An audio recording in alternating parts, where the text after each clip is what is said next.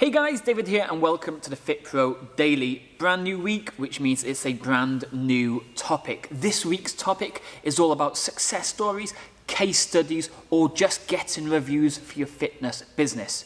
We all know the power of having success stories. A prospect could be reading that success story, recognize that they have similar characteristics, similar goals, similar life in general, and be able to relate to them, which then gives them a better opportunity wanting to sign up with you. So this week we're going to talk about several different ways to generate case studies, how to create case studies, and so much more. But as usual, we start every single week off with a guest interview. This week's guest interview is no other than Tim Drummond. But before we do dive into it, if you're brand new to the channel or if you haven't subscribed just yet, make sure you click that big red button below to subscribe. That way you'll never miss another episode.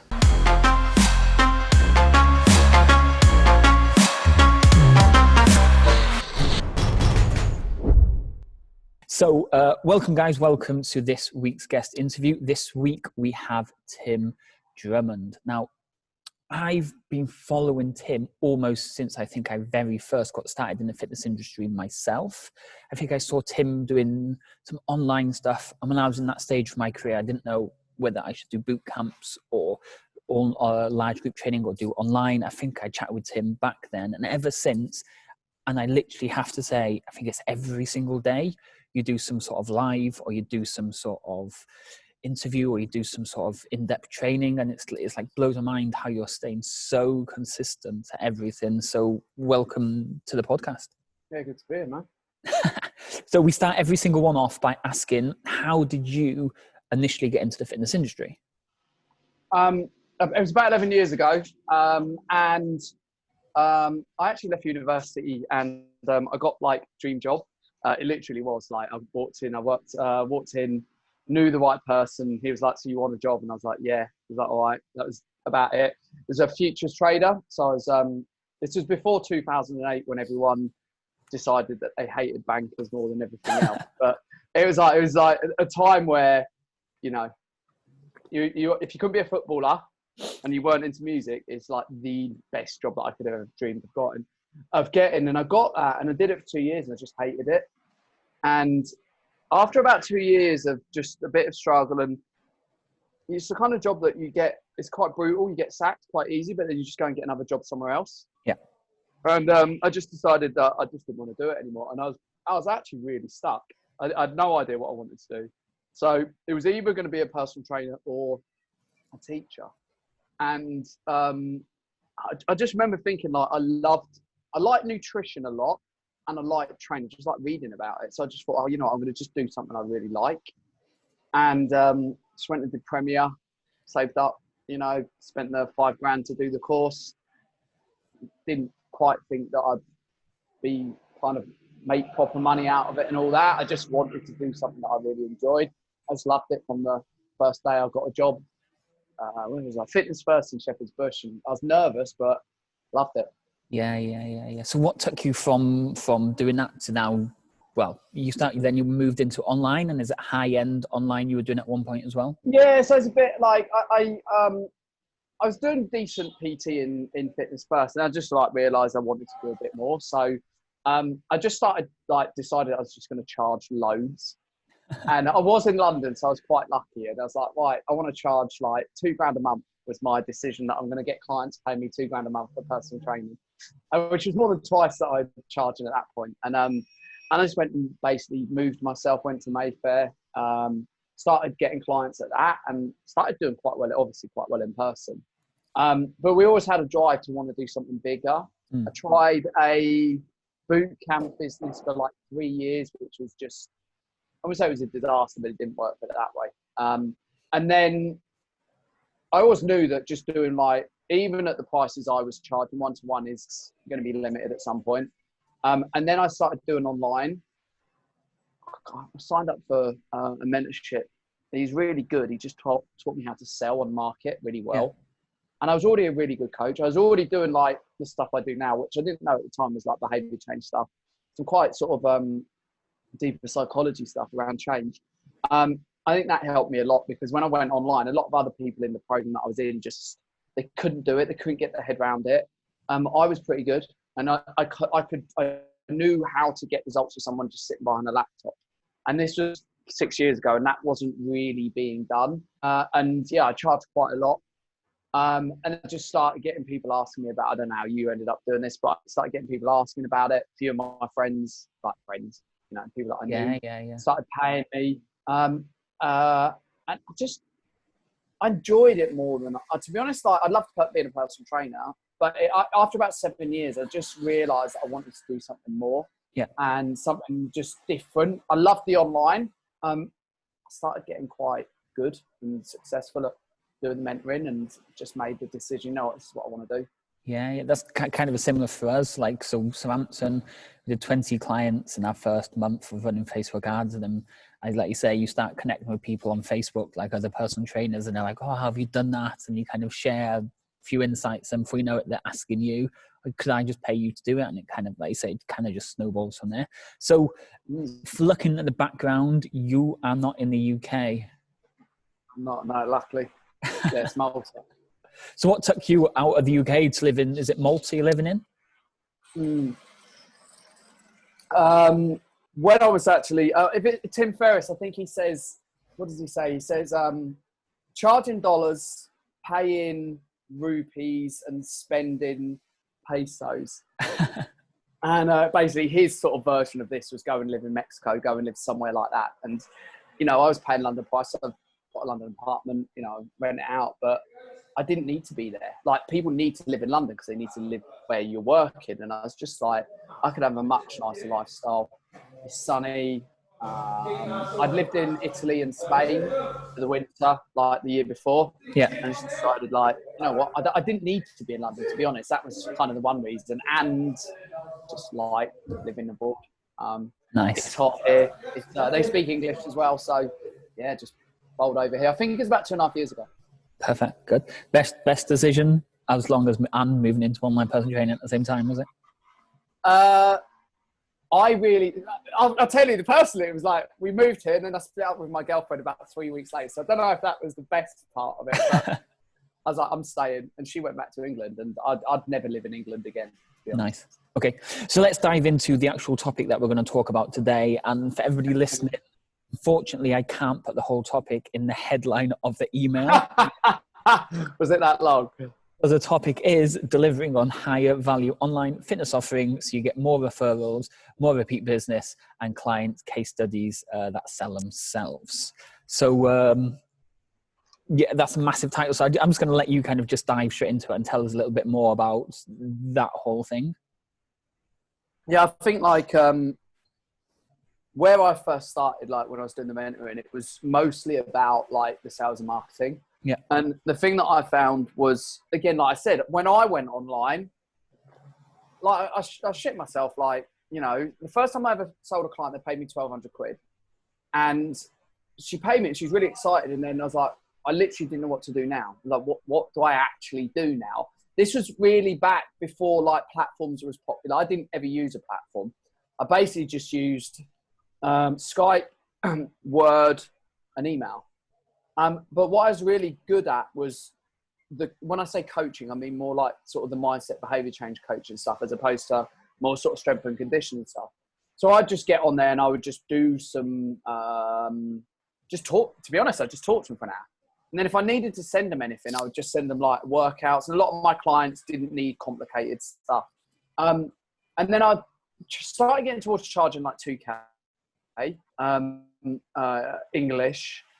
And it's like, when I was a personal trainer, I didn't notice, to be honest, I didn't notice that my clients didn't get a result. Probably like 1 or 2 out of 10 actually got the result that when we sat down in the beginning and said, what do you want to do? And they're like, I want to lose 10 pounds or 12, whatever.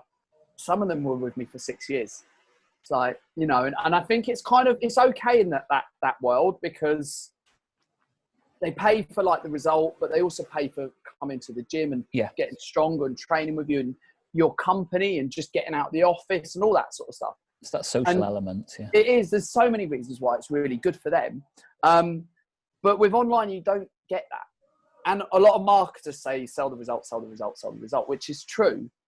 And then it's like, well, what happens if you don't get the fucking result? Like, then what? Like, and a lot of people, I've seen this conversation so many times in Facebook groups, like, what happens if my client's not getting a result? Bin them, shout at them, call them out. Yeah. And it's so uninformed of... You chose the bad client. You choose the bad client, but I actually disagree with that, by the way. I actually disagree with that. I don't think that there's good or bad clients. I think it's the ability of the coach to be able to turn them into good clients. Because when you get clients that, especially when they spend high ticket, usually two things has happened. They've tried a lot else, because they don't just go and spend a lot of money. They'll always go cheap first, or most of the time. And if you have any idea about like selling, there's probably a reasonable amount of pain that they're buying out of. Otherwise, they don't generally spend that sort of money. They'd go somewhere cheaper. So you get these clients in your program, they've clearly got a problem. Otherwise, they wouldn't have spent that money. In a way, the amount of pain and the years that they've been in that situation is the problem, because they're so dug into that. I mean, things like that, that's their self-image. They see themselves as fat people. Like, and unless you want to start understanding that sort of stuff and changing that, you'll probably end up getting like results with, I don't know, like 4 out of 10 of them, which is better than, again, I think most fit. But I'll be honest, I think 1 out of 10 with my PT clients. But again, if you take all that stuff out, so I was charging big money and there was some clients that just weren't getting results. And I didn't want to be one of those people that's like, oh, it's their fault. And I don't think it is. Although you can't do it for them as well. Yeah. So I started learning loads more, like a lot of depth outside the fitness industry, a lot of like personal development, life coaching, did some qualifications and all that. And then I started to move towards like, can I get results of like 8 or 9 out of 10 of my clients online without seeing them? And I just realized that most people, it's not the program design that's the problem. It's not your rep range being better than someone else's rep range, or even like, I know you had Shane on it. I think he's amazing. And I think the biggest part of online is normally the biggest lever is nutrition. But again, the real challenging clients are the ones that just don't do what you say. You can't understand why they're not doing it.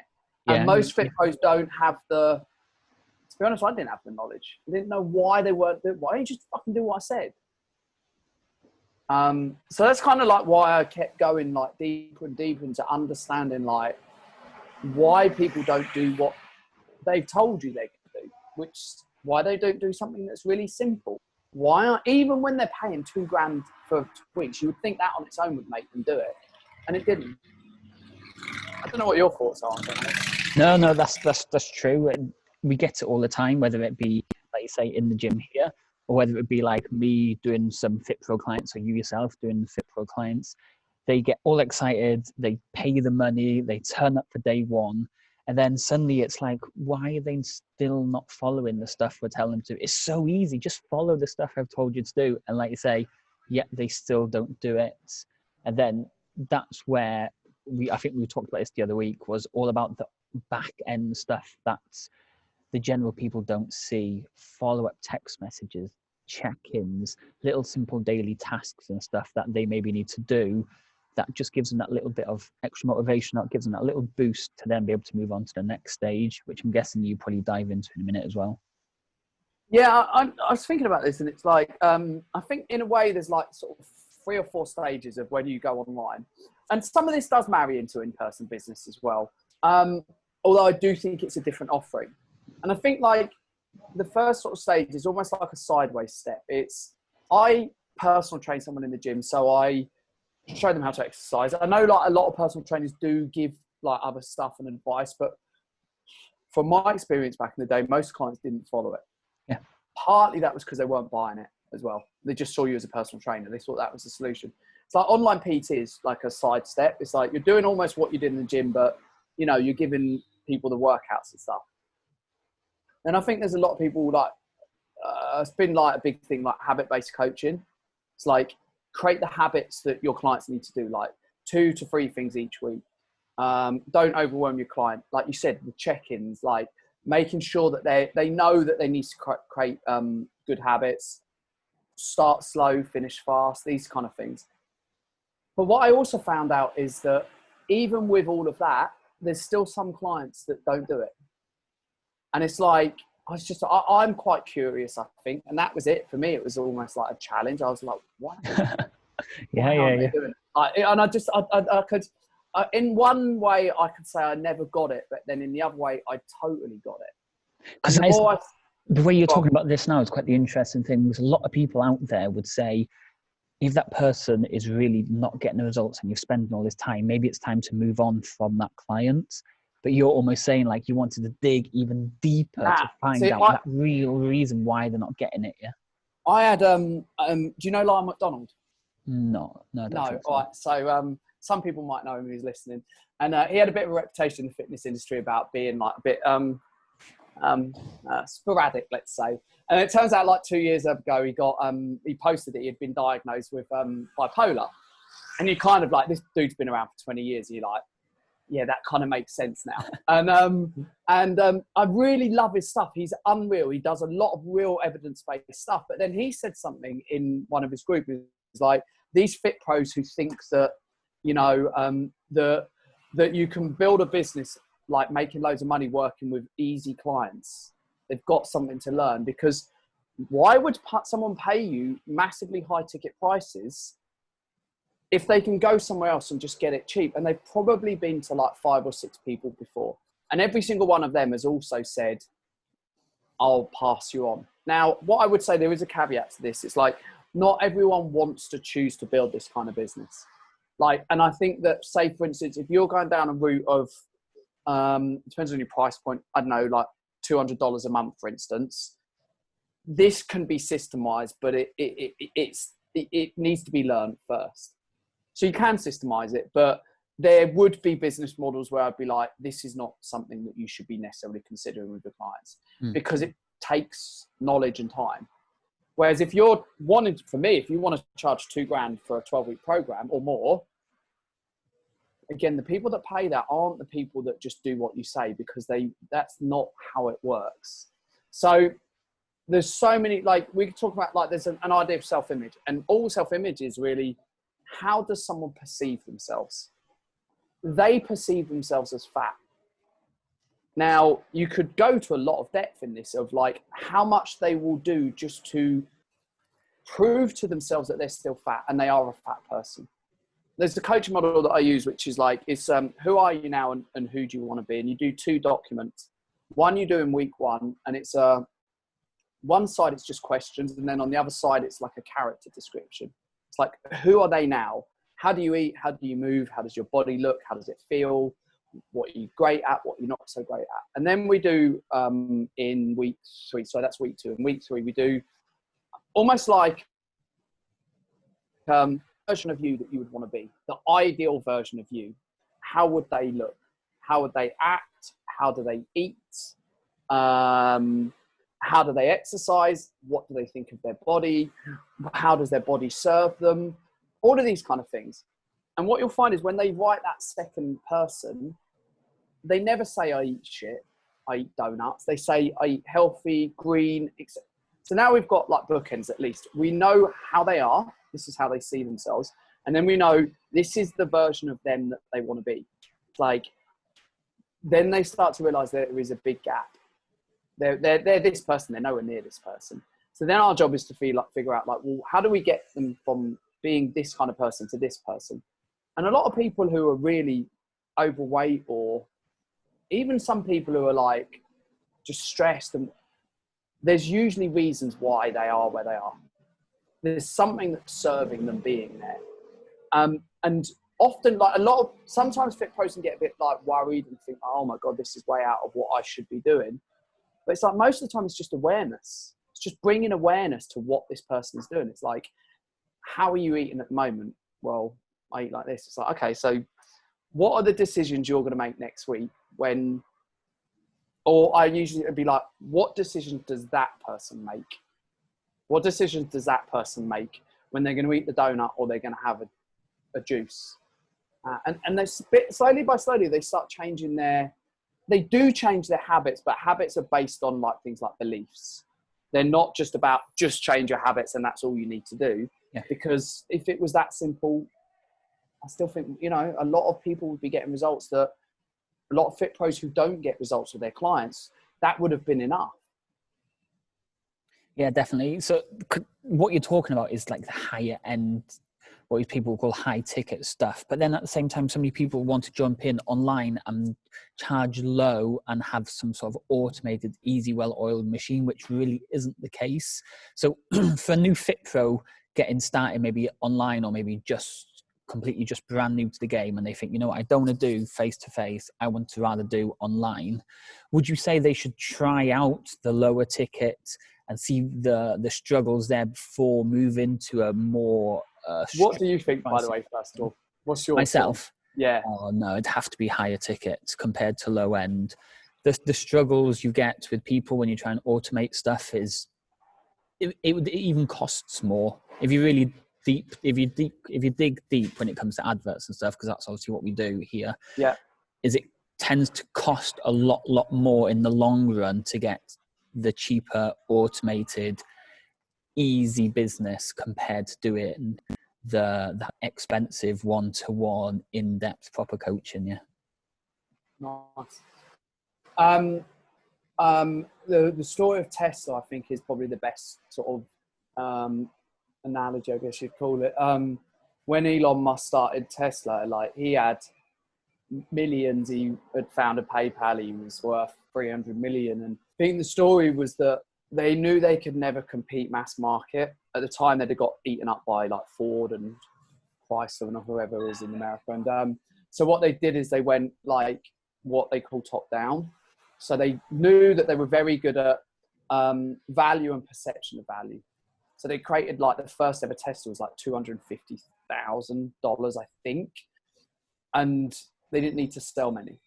So they went out, they sold a certain amount, got money in, got experience, got understanding of the marketplace, also created brand, which still 10 years later now has people putting their names down on the list to buy a car that's 35 grand and they're not going to get 2 years. I mean, this is just not normal. And are worth more than, I think they're worth more than Ford now. I think they're the second most, and they might be the top one now actually with what's happened over the last 6 months. And so what they did is they go top down. So I don't think that I would ever go bottom up. And again, behavior change coaching is a new knowledge base. It is stuff that you have to learn because it's not stuff that people learn in the fitness industry. So it's like learning to lift.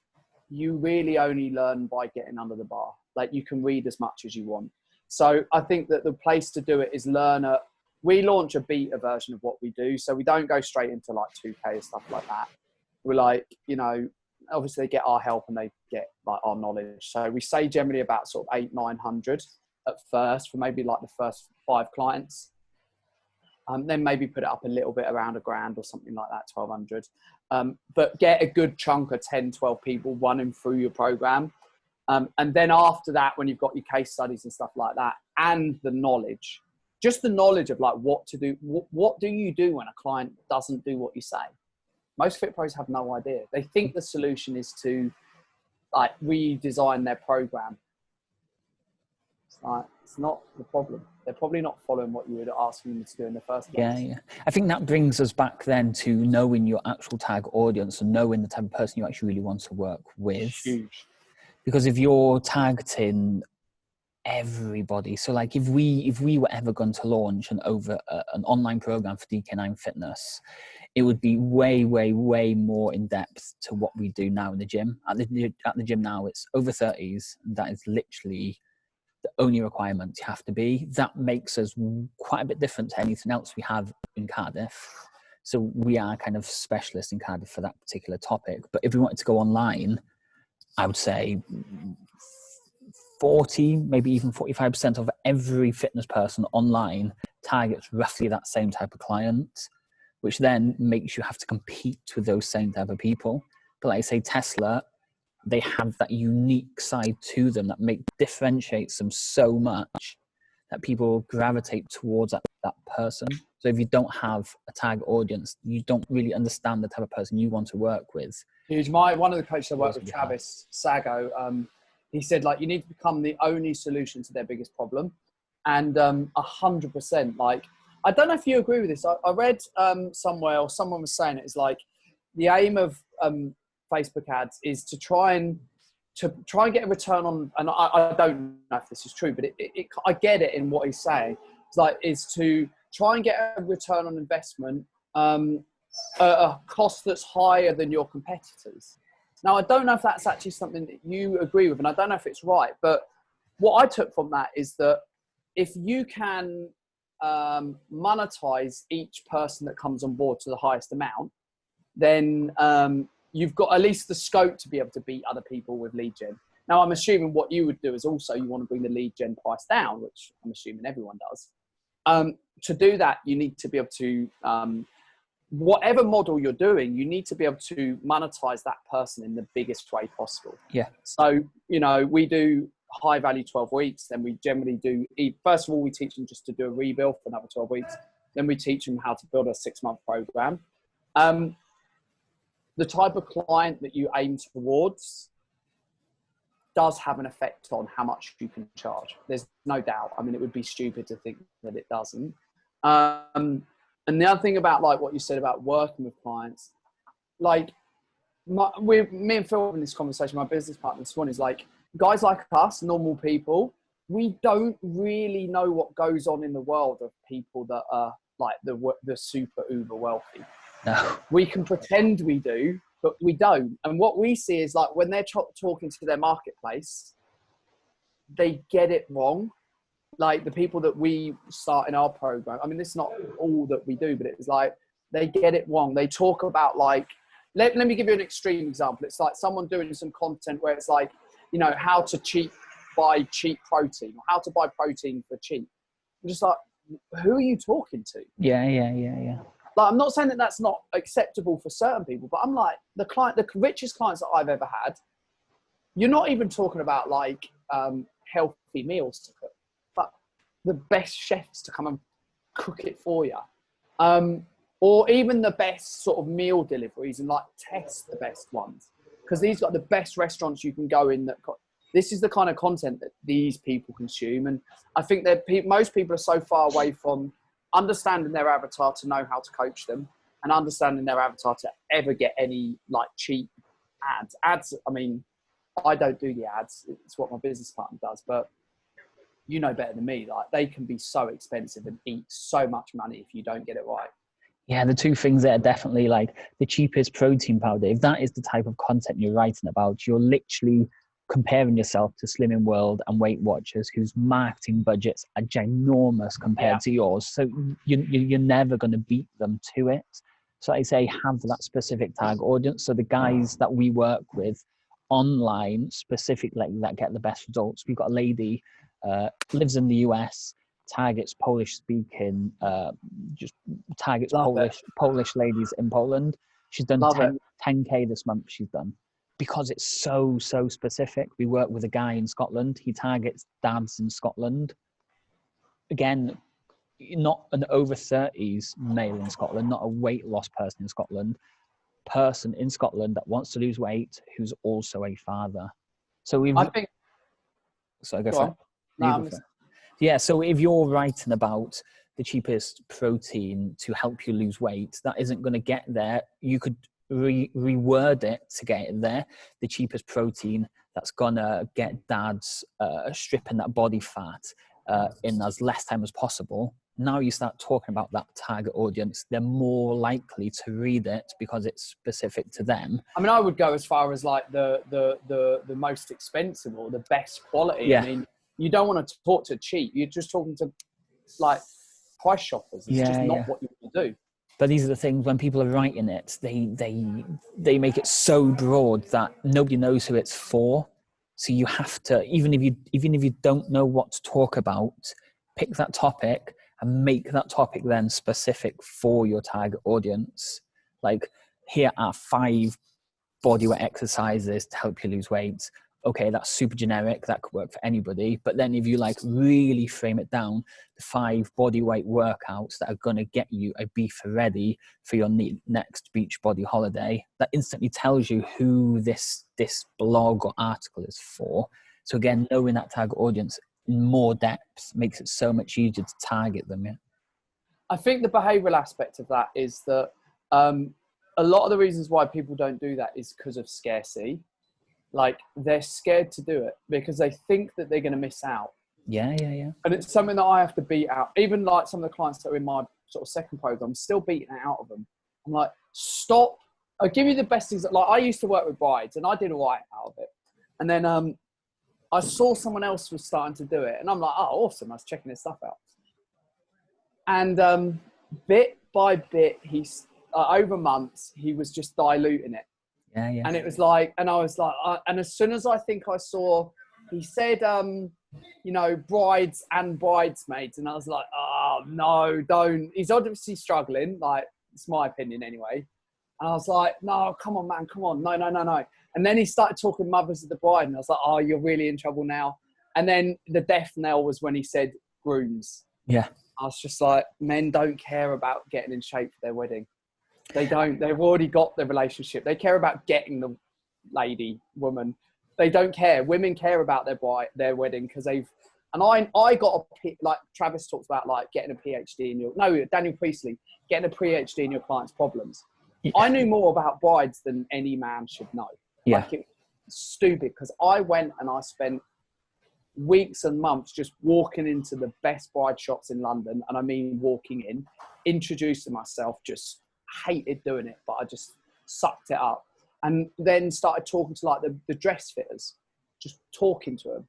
They were telling me all this stuff about brides and like back fat and all stuff like that. Didn't know anything about this.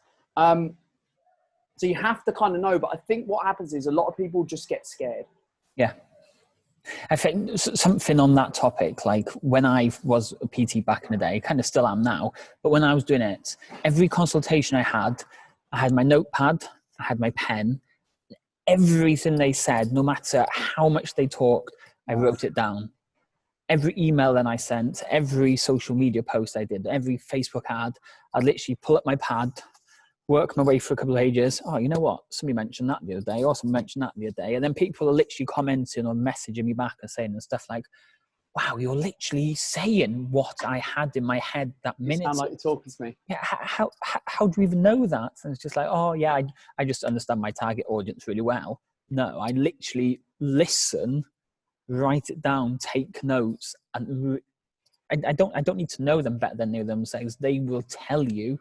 They will literally tell you what's in their head. You just have to be, just write it down and take notes and take it all in. Yeah. No, I like it. Like record sales calls. Someone said it to me once. They were like, I want to work with you because you've been in the trenches. I was like, oh. And the first time I didn't go, oh. I was just like, oh, I didn't think about it. And then someone else said it to me a while later, and I was like, I'm going to write in my marketing. And then I got on the phone and someone bought, and he's like, look, yeah, I just want to work with you because you're in the trenches. And from then on, it was just like, I write that in my marketing all the time. It's like I agree. I'm like, I just explain to my clients, I'm like, I'm not clever. I listen. Yeah. Again, it's supposed to be all of you, but some of the stuff you're talking is like so key for people to understand. So with Facebook ad clients, again, we're taking people on and say we're working with a guy, let's say in Scotland, and a guy down in Southampton. What we would write in those copy can change so much that the guy in Scotland would be calling out to, let's say, fellas. The guy in Southampton might be calling out to dudes or men, because in those areas they speak a certain way. So if you're just grabbing somebody's copy off the internet, or you've just seen somebody else, they've done a Facebook ad, they say they're doing well, and you just copy it and paste it, it might flop because, again, it's not talking to them and it's not talking to their language. Like you say, that in the trenches is a specific keyword that people like. So if you write these specific keywords into the copy, we're going to help target and get rid of your back fats. You know what I mean? I'd never known that at all until all these ladies were saying it to me, and I'm thinking, wow, what does that even mean? So, but I don't care what it means. I'm writing that in from now on because like 7 people out of the last 10 have said that to me. So I agree. I think the biggest struggle of that is like, when you have guys trying to talk to women and sell them fitness, and it's really hard.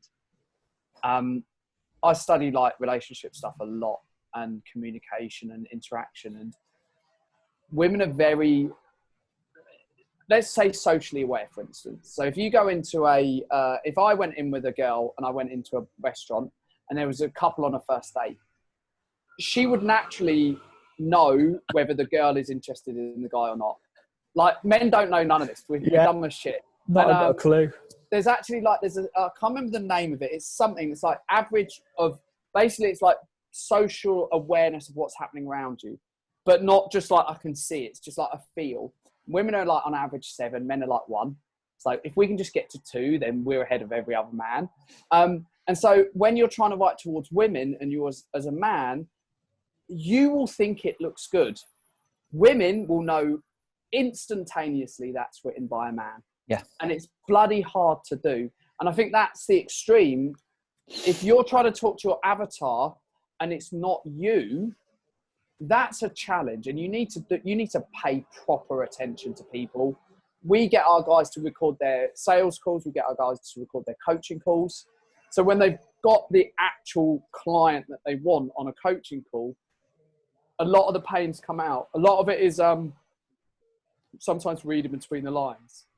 What they say, but what they mean. And then in your copy and your ads, it's what you mean, but you can't just say, I mean, especially with Facebook, but it's like, you know, what you want to say, but what you have to sometimes hint at as well.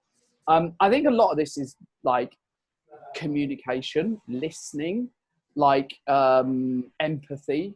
To be honest, like I didn't have any of this. I'd have been the guy that walked into a restaurant and not had a clue. And I think the more that you start actually learning to listen to your clients, this is like, I did a poll in my group, or Phil did. What's the number one thing that you've learned from being in our program that makes you an amazing coach? And it's funny because all of our clients said listening, and everyone else was saying loads of different stuff. And it's like, to explain that to a fit pro of why that would be literally one of the most important things you could ever learn. I wouldn't have got it. I wouldn't have understood it. But if you listen to people, they'll tell you everything you need to know. You can actually even just ask people on sales calls. Like, you know, if you know the right things to say, you'll get more copy from there that literally says it in their words. But most fit pros, most fit pros aren't very good at it. That's like, they're not very good at listening to their clients. They don't. I'll give you an example of listening, like how people can do this. Yeah, go for it. When we teach it, there's like 4 stages of listening. If you're doing coaching with your clients, like one-to-one calls, the first one is that you're not listening. You're literally not. You're just telling your clients what to do. And the likelihood is that a lot of them aren't going to do it because they don't. That's not what like behavior change is about. Behavior change is asking questions and coming up with solutions together. And really the aim is for the client to come up with the solutions. So when they come up with it, they are way more likely to do it. They feel way more likely. It's their idea, yeah. Massively. Even, by the way, if it's not ideal. Even if it's not the perfect option that you know is the perfect option, like, shut up. Like, as long as it's good enough, let them do it. One of the things I talked about earlier is about like self-image. If you just keep telling your clients that what they're saying is wrong, you're just damaging their self-image and making them feel even like smaller and less confident, if we just use a word like that. So the second stage is like, you actually ask your clients questions and you listen to them. So if they're saying like, you know, what would I eat for breakfast? You just say, what do you think? What do you think you could eat for breakfast? And they might say, well, I don't know, for instance. And you say, okay, did you know that, have you heard that protein keeps you fuller for longer? Yeah, I did know that. Okay, cool. What do you know to be protein? So all this is me making them feel good about themselves because they're coming up with answers. Okay, most fit pros make their clients feel stupid. They don't mean to, by the way. So then it's like, well, I know eggs and I know yogurt and I know salmon. Okay, which one of those would you like to have? And then it's like, well, okay, salmon. I'm like, okay, cool. You're going to have that for breakfast this week? Yes. The chances that they're going to go and do that is through the roof compared to if you just said, do this, do that. Yeah. So you're asking them questions and then it's like, and this is where it gets a bit deeper. You're asking them questions, but you know that you've got something that you want to tell them, and you're sort of ready to go and say it, and you can feel yourself. It's like, shut up. Let the person think. Let the person come up with the solutions. Let them start processing themselves, this themselves. And that normally shows up in things like you interrupt your clients. And it's like we're having an interview conversation, so we can interrupt each other as much as we like. But when you're coaching clients and you're trying to do stuff with them, interruption makes them feel like they've been made wrong. Yeah. Just be quiet and just listen to them. Like, this is all sales as well, by the way. And then it's like, you're not interrupting. It's like the third stage, but as soon as they finish talking, it's your turn to talk. You've got something to say because you're really clever.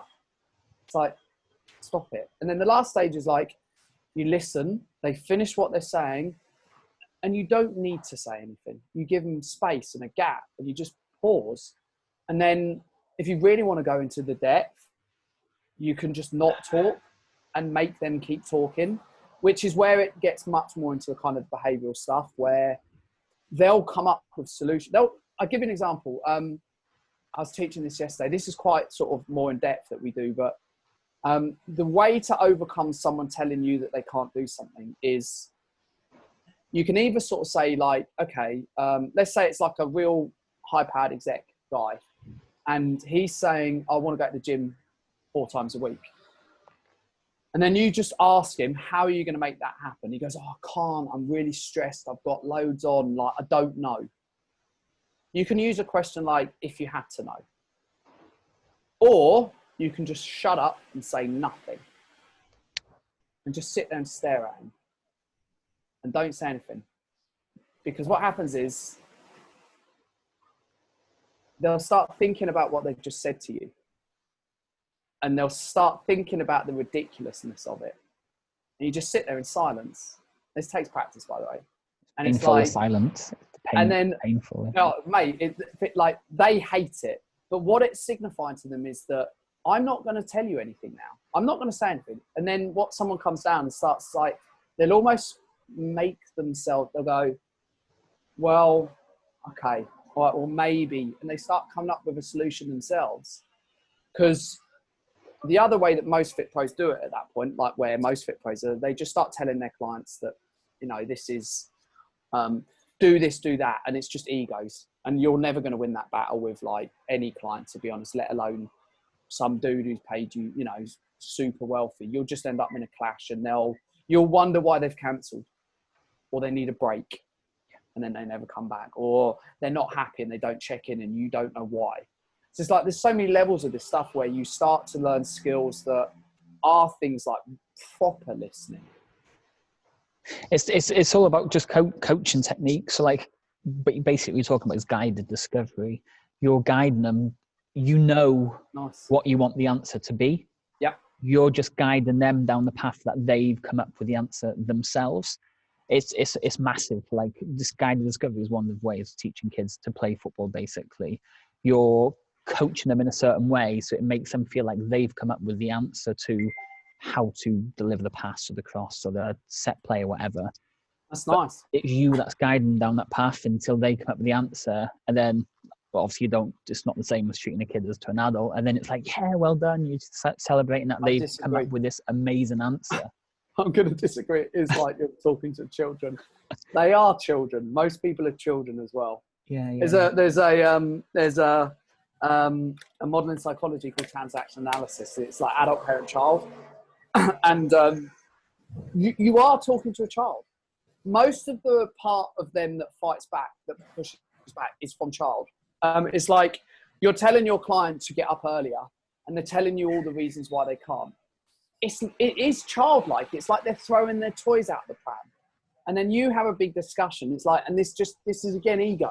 So I actually think it, and I love the analogy, by the way. It's exactly that.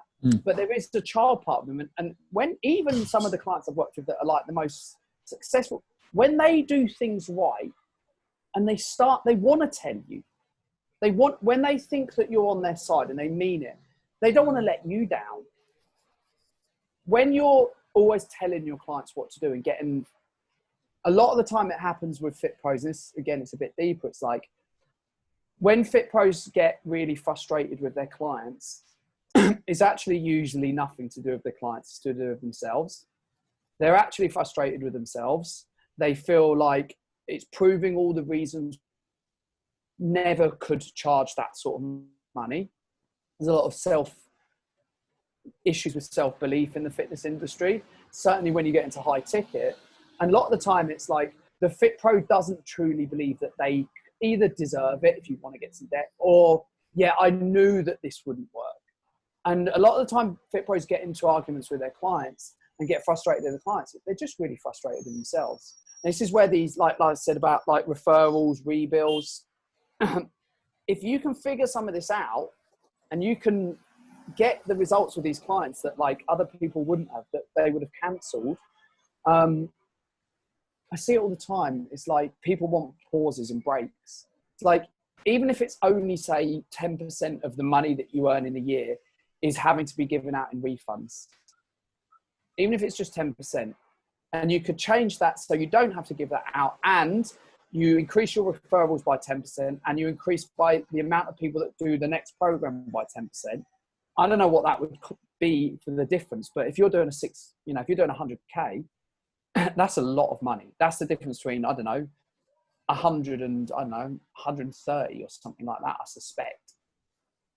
No, perfect. We've kind of covered most of the stuff that massive long title had, except for case studies. Yeah. We've talked about generating leads, making sales, how to speak to clients, what type of programs to run.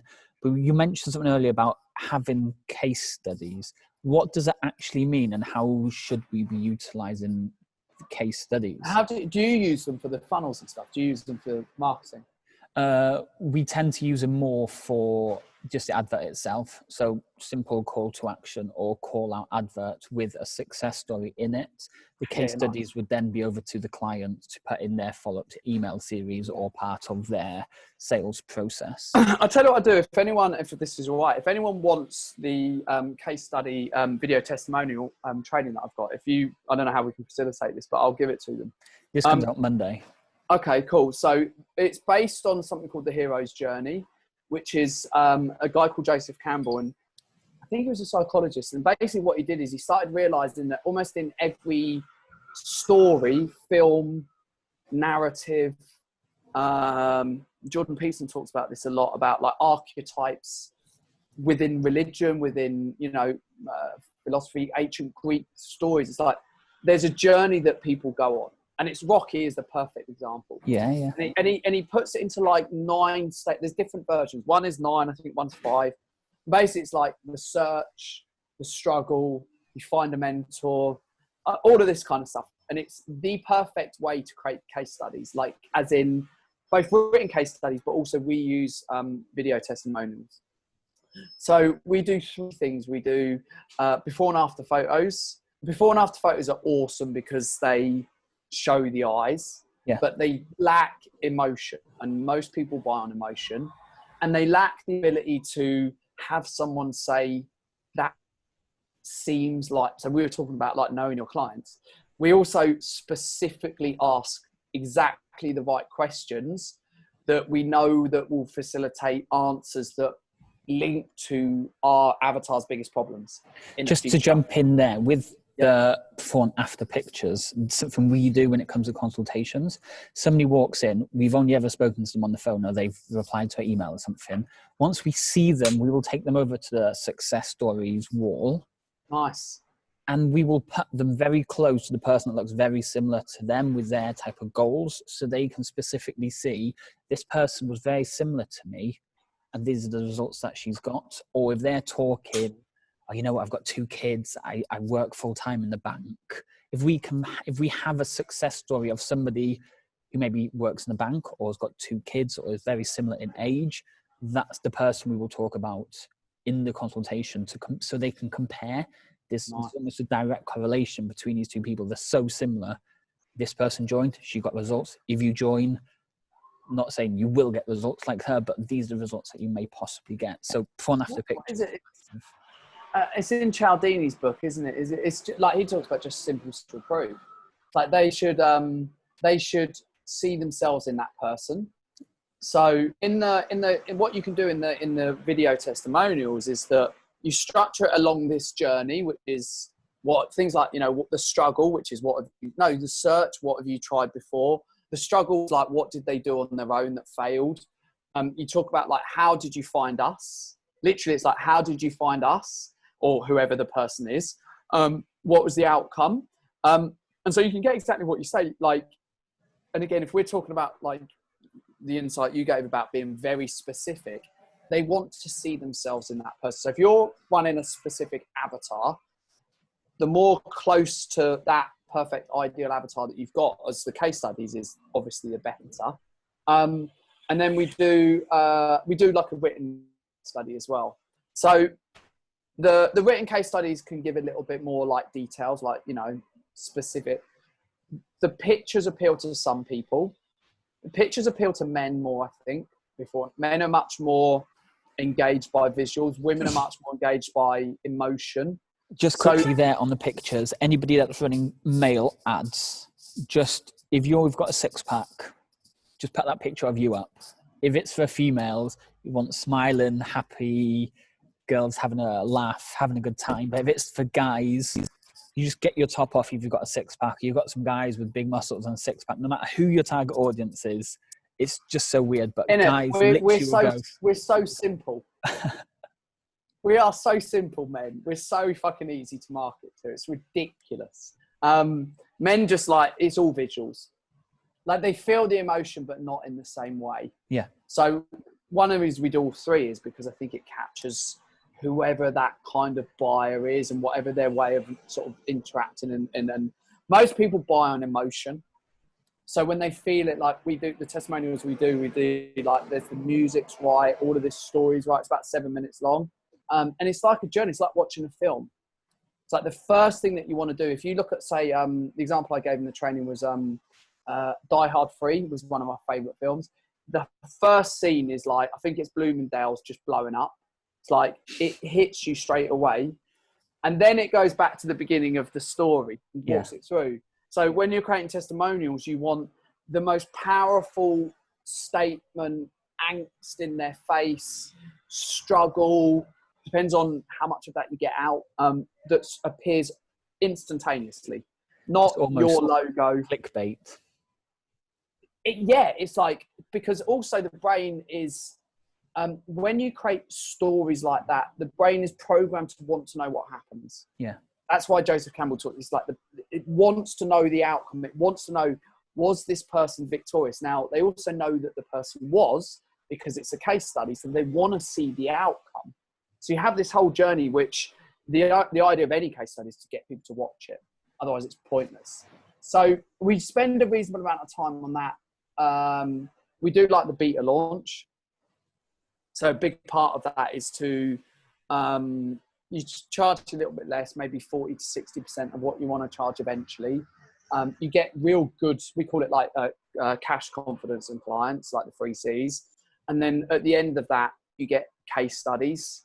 That is when I think you can start stepping your prices up. Like, people do need to at some point. I mean, you can overcome objections without them. You definitely can. But when you really want to start like building and scaling and charging big money, it's easy to feel objections. No one has to, when it's like 600-700 quid, there's not a massive amount of risk as such of what you're going to lose. When you're charging really big money, the person, it's very easy for them to default back to no, which is the default. So you do need as much stuff there. Like, we have a sequence where if we do online, you have a little conversation with them first, then you book them in for a longer call. Between those 2 calls, you send them like 2 or 3 emails, and it's a sequence of a case study, some struggles, a bit about me, and then an email tackling objections without the person knowing it, obviously. If you're doing Facebook ads, you've spoken to somebody, you book them in for consultation, you put them in an email list and you retarget them then with success stories. So all they're seeing constantly before that consultation Wow, another success story, another success story, another success story. And then they get to your place and like, wow, I've just seen all your success stories on Facebook. And then it's a sale. Right. See, that's good. I'm going to steal that. Thank you. But yeah, amazing. Anything else on that massive title before we kind of wrap? No, is there any questions at all about like the delivering this stuff or anything like that? Is there anything that?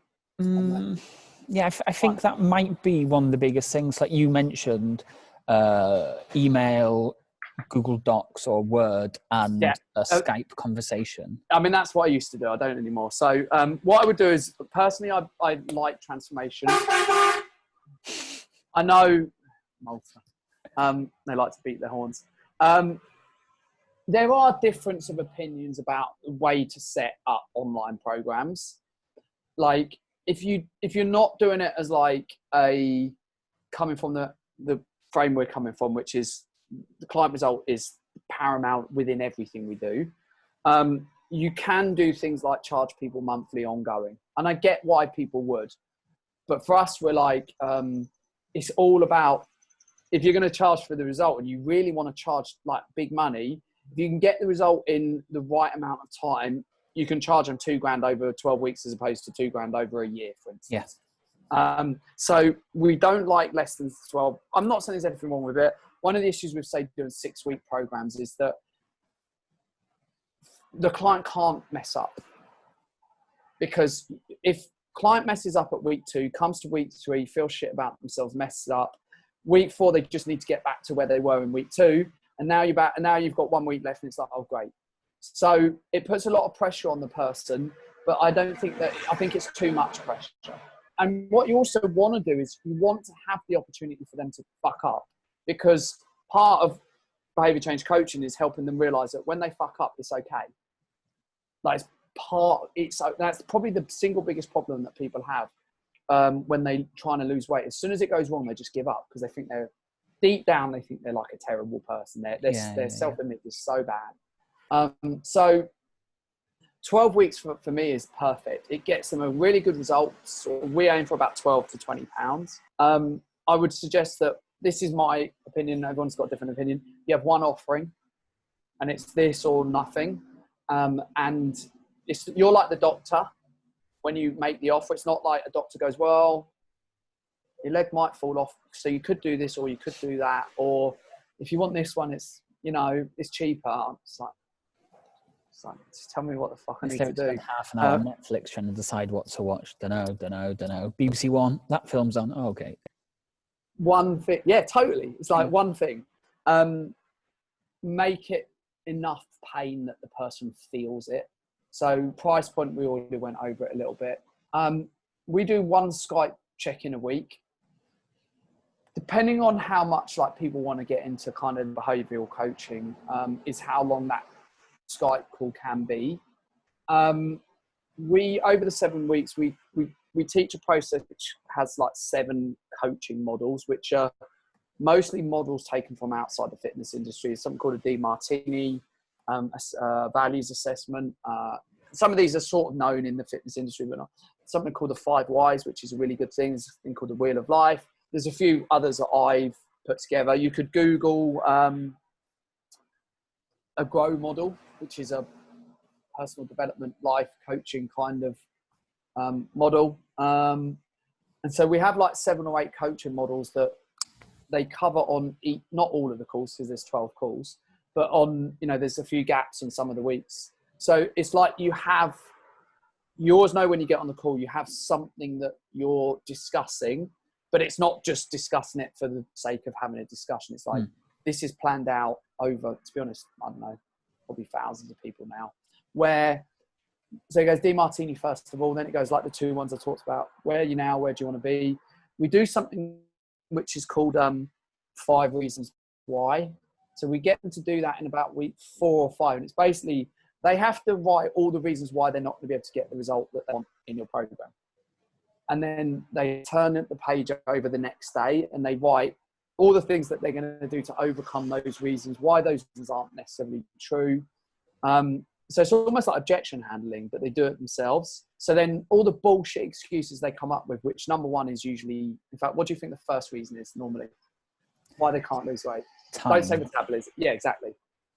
And then they write it the next day and they're like, they almost make themselves realize how ridiculous that statement is, because it is ridiculous. But telling someone it's ridiculous is like, again, I read a lot about relationships, so don't take this in the wrong way. It's like saying to my girlfriend when she's being emotional, why are you being emotional?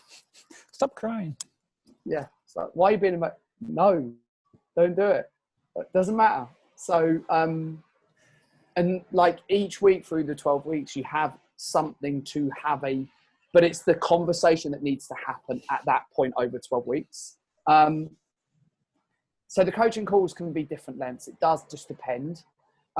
We do use a platform now, but mostly because we build it for the clients that we work with. So they get our version and then they're taught how to run clients through it. So we do use a platform. I didn't in the past. You don't have to, but certainly if you want to scale things, you probably should do. If I was a fit pro and I wasn't just getting ours, I would get a minimum viable product, but I probably wouldn't spend too long on it. Yeah. And I'm not totally down for the like sell someone into a program for $2,000 and then build it around them afterwards. You're going to be in problems if you do things like that. It really is an issue. To be honest, when I first started teaching, I used to suggest that, and I don't think it was the right thing to do. So have a beta off so it is cheaper. Not because the client doesn't have expectations, but I think it just takes the pressure off the coach. And then afterwards, at the end of the 12 weeks, I would start with selling people into another 12 weeks. Yeah. Coach them through that journey, realize what other things that you need to start working on. It's often about like making sure they don't go backwards. As boring as it sounds, coaching, maintenance. Maybe it's a bigger challenge in like actual fitness as such, not just weight loss. Then when you get a bit of confidence, we suggest you do a 6-month mastery program. So then basically you're selling someone into like a front end. Ideally you get to a point where it's front end is 2K, back end is 4. But that's not easy. That takes probably a year. It's interesting from this program side or how you're delivering it. You didn't mention the word dumbbells or counting calories at all. And it's unique because once you know your target audience, it will really differ the type of program you need to deliver to them. If it's for weight loss, you might only need them to get to do 2 30-minute sessions a week, because the rest of it is done via, like you say, these habits, these coaching calls, the self-belief in themselves to be able to change certain things. Yeah. We have, so the structure that we use, like the 12-week behavior change blueprint, one of the things that I put into it, and this is really relevant if someone wants to build this themselves. And I 100% agree with you about like your avatar. The closer you get to a really tight avatar, the more similar these are going to be. But I realized when I was doing this that how do you create a system that's repeatable where clients could be starting from anywhere? So I use something called checkpoints, and basically those checkpoints are at week 4, week 8 and week 10. And I know I just have to get my clients, all of them, by the way, at these certain points checked. So the first checkpoint is week 4. They need to be working out 3 times for 45 minutes. The way I teach tracking calories is very much based on a behavior change kind of ethos. So we do it in steps over 3 weeks. The first week, we literally just get them to download it. That's it. Second week, we get them to just track their breakfast. Reason being is MyFitnessPal tracking the whole day is a 14-hour job. The likelihood is your clients won't do it, and they probably won't do it properly, and they'll probably mess it up, and they'll probably beat themselves up, and they'll always lie to you. So the first thing that we do is we get them. Wait. Clients lied to you? Who would have fucking thought? Eh? Not a chance that happened. and then this is me being a dick, by the way. But then 50% of the fitness profession is saying, "Oh, there's probably something wrong with their hormones." No, they're just lying to you. Simple. But my fitness pal tells me I was only at 1,400 calories. Are you sure you're eating right? Yeah. I'm gonna back clients up. There's a difference between a mistruth and a lie. So a mistruth is something that you're not aware that you're lying, and a lie is that you are aware. So I think it's around 50-50. I think half the time they don't know they're lying. Half the time they do know they're lying. But I actually also say that it's the personal trainer's responsibility to create an environment where they will tell you the truth and not need to lie. So like, and also we probably go a little, sometimes clients, like, they lie to themselves because it's easier to lie to themselves than be honest about what's really going on. And that's too much. Clients with really poor self-esteem, they don't want to take responsibility, so they'll just lie. And I mean, they're kind of kidding themselves. It takes a bit of time. So the reason, all of that is the reason why it's not week 2 of the blueprint, it's week 2 of doing MyFitnessPal. We get them to just track breakfast. We have changed breakfast and lunch and dinner in the meantime. We tend to work on like food quality 1 and 2. And they normally reduce what they're eating anyway in calories, just from changing what they eat, to be honest. When you get them to just track breakfast, it's a 20-minute job. And breakfast is something that feels separate to the rest of the day. So they'll come back to you at the end of that week and go, they'll like the little pat on the head. Okay, what do you want to do now? Yeah, I think I'll track lunch as well. Okay, sure you can do that? Yeah, how are you going to make sure it works? And it is, a lot of this is irrational. A lot of it is irrational fear and self-judgment, why they can't do it. So the example that I give Fit Pros is like, you've probably had this. Why the hell can't you just set up Aweber? So what the fuck is the matter with you? Are you stupid? It's like, imagine that I was saying that to my clients because they don't know how to set up Aweber. It's not hard. It's like, what, you moronic? Come on. And that's how clients feel when you're wondering why they can't track on MyFitnessPal. Because you think it's easy. You know, I think setting up Aweber is easy. But some of my clients that come into the program, they're fearful of tech. So the checkpoint that we have at week 4 is that they've tracked their breakfast, because then I know that they're accurately tracking their breakfast with confidence, and I've still got 8 weeks to do all the rest of it. So we don't necessarily program design as such. And normally what happens with people that come into this is that if they're already doing 3 times a week for 45 minutes, we just really focus on the nutrition because they're training enough. That's not the problem. Not at that point. So to get around some of the stuff you said, we use checkpoints through the 12 weeks. We have like 3 periods. So it's like first 2 weeks is diagnosis, then it's what we call foundation, then it's acceleration. So we do a lot of the sort of more complex stuff in the last 5 weeks. The aim is just to get them to lose like 1.5, 2 pounds a week. Yeah. Tim, we're literally going to have to stop here. There's like so many questions. Like the way you ask a client a question, that doesn't make them feel stupid giving them the answer. I've got down the difference between an online offer compared to getting someone in the gym offer. There's so much difference between what you said for your online offer compared to getting into the gym. We literally could be talking, like, I'm going to say, for like another an hour easily. But because I don't want people to be sat here for an hour listening to us just ramble on, I think we will call it awesome, man. I'm going to anyway. Is how can people find out a little bit more about you then? Where you're in my group, aren't you? So I've got a group in Facebook. It's the Institute for Fitness Behaviour Change.